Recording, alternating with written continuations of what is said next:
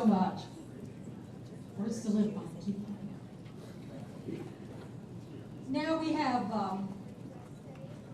inductees who have passed on, but we want to recognize their great history, their accomplishments, and what they have really given us as a foundation here for the running community here in the greater Cincinnati area.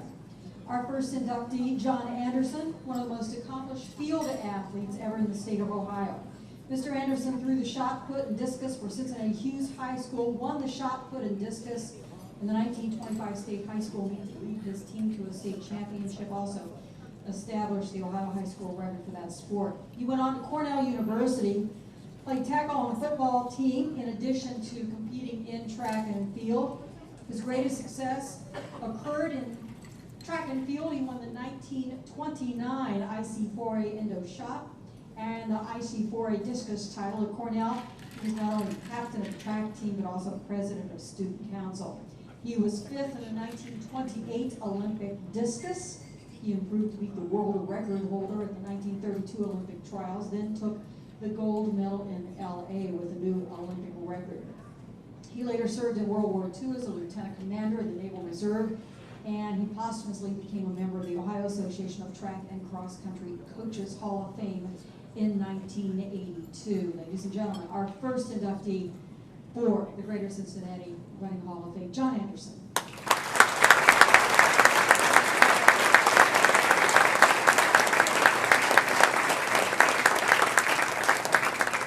Our next inductee is Ted Corbitt, and Bill Schneer is here, and he's going to talk a little bit more about Ted and his career here in the Greater Cincinnati running community. Bill?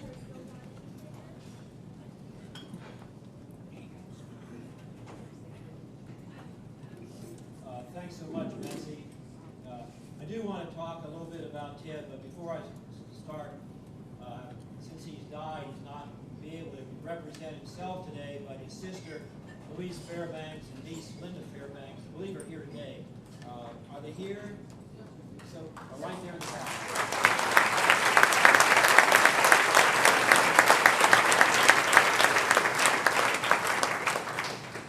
So the question was, who was Ted Corbitt and why is he worthy of induction into this Hall of Fame? I want to say in a sport where endurance is important, Ted had the most endurance. In a sport where many are humble, Ted was the most humble. In a sport where many serve others, Ted served the most. In a sport where range of ability is important, Ted had the greatest range, from a 100-yard dash to a 6-day run. He's the only one of us who has written books, and certainly the only one of us who has his own biography called Corbitt. You might want to buy that. It's well worth reading. Ted was a pioneer. He was a scientist. He was an Olympian.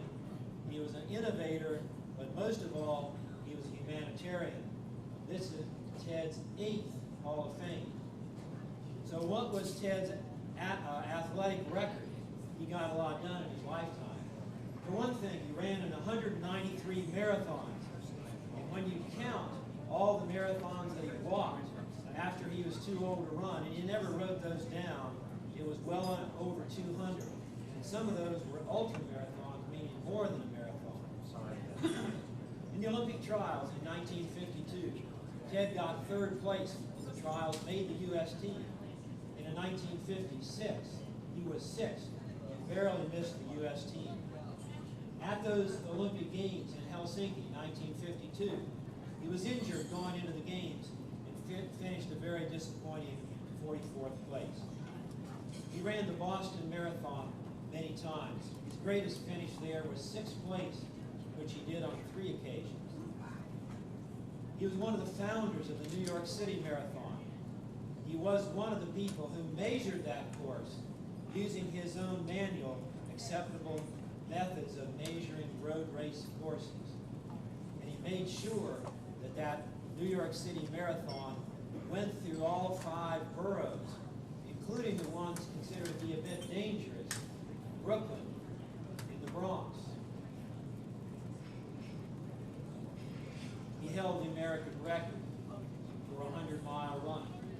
This is the equivalent of going from Cincinnati to Columbus. He did this in 12 hours and 31 minutes. He held the record for the 24-hour run in America. He ran 134 miles and did this at the age of 55 years old. That's the equivalent of going from Cincinnati to Lyon. But even though Ted did all these things, it was his personal story, which is really much more fascinating and much more interesting. Ted started running when he was in grade school. He lived in the west end of Cincinnati, and he went to Taft High School. And he got interested in running in sprints to begin with, but later on, he switched to distance running where his real love was achieved. And he took it upon himself in order to get into shape to run from home to school and back home. Well, his family, especially his mother, didn't especially encourage this. In fact, she told Ted, this doesn't make any sense for two reasons. For you older guys, you'll know that nobody ran in the 1950s on any streets in any city. It just wasn't done. If you ran, it was on the track. But what I didn't tell you is Ted was black, and it wasn't very good for a black boy at that time to be running. His mom thought the police might think he was running from the scene of a crime and have problems. And Ted did have problems. He continued to do that when he went to college at the University of Cincinnati. So he'd run up Vine Street, or he'd run up Ravine Street, he'd come to UC, and then he'd go back home at the end of the day. He'd do track and cross-country practices while he was at UC, and graduated from that school with honors. But I hate to say it, being the coach at UC, but his achievements at UC weren't very notable, because whenever that team crossed the Ohio River to be in track meets, which is a lot of the time in the spring to get warmer weather, Ted couldn't run because of Jim Crow laws inherent in America in the 1950s. After graduation, he took it upon himself to get a job in New York City as a physical therapist, and he worked for 44 years at a hospital in Manhattan with the strange name of the Institute for the Crippled and Disabled. That was his workplace. Well, Ted kept that tradition. He'd run from his home in the Bronx to his workplace in Manhattan. That was 10 miles. Sometimes, at lunchtime, Ted would run around the hospital. And he just didn't run like the rest of them would at lunchtime. He would sometimes take money with him and donate that money to the homeless. And he would sometimes talk to people on the street and treat them for their injuries or their maladies. All of this, of course, at no cost. In the 88th and final year of Ted's life, he was still treating patients, always at no cost, using public transportation, mainly the subway, to go to and from their homes. He wanted to join the best track club in New York City. That was the New York Athletic Club, a club that everyone ran for, but not Ted. They said no to Ted because they didn't accept Jews and they didn't accept blacks. So he joined the Pioneer Club, the New York Pioneers, founded in 1936 by a man named Joe Yancey, a black man, which ironically that club accepted everyone, regardless of race, religion, or ability. So Ted ran for them very proudly the rest of his life. He also, when he got interested in ultra marathons, because marathons, I guess, were too short for Ted, it's a bit of a stretch for me to understand, and maybe for you as well. So he became interested in ultra marathons, especially the London to Brighton marathon. This is a double marathon. It was 52 miles. And he thought, I better prepare more if I have to run that ultra marathon at 52 miles. So that 10 miles to work and back wasn't enough. So instead, he started at his home in the Bronx, headed north to Yonkers, then headed south to Manhattan. He went all the way down the length of Manhattan, along the Hudson River, down to Battery Park, where the Statue of Liberty is, and then headed north again to his work on 35th Street. And then in the afternoon, he'd reverse that, go in the opposite direction. So 29 miles a day after day, week after week, year after year, 200-mile weeks, a marathon every day in practice. Really, marathon plus 3. And he had a tradition on Labor Day when the workers of America got a day off. He took that opportunity to run 2 laps. Not 2 laps on a track, but 2 laps around Manhattan Island. 32 miles a lap. It's not your average person. So think about this. Ted was running 200 miles a week. He was working full time at the Institute for the Crippled and Disabled. He worked for 25 years teaching physical therapy at Columbia University. He still had time for his wife, Ruth, and his son, Gary, who now lives in Florida. Ted was quiet. He was soft-spoken. You could barely hear him talk.